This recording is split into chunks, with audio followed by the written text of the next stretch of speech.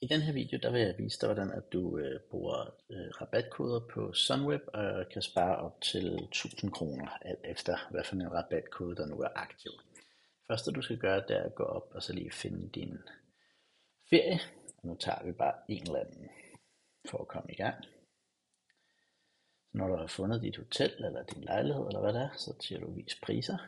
Så vælger du et tidspunkt, hvor du vil afsted på. Så vælger du et værelse. Ruller du ned, så går du til tilvalg, så skriver vi, hvem der skal med. Det er Jesper og Lis. Så gemmer man. Bagefter så ruller man helt ned i bunden, og så siger man se samlet pris.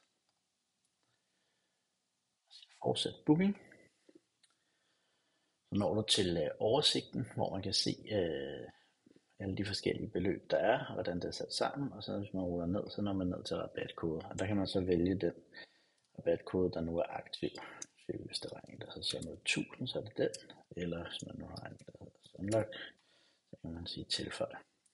Og så vil den vise, nu skal vi se, om jeg skal lige skrive rigtigt.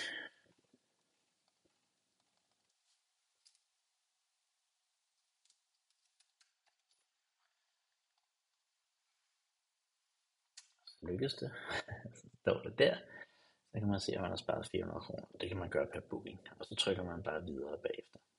Det er det hele.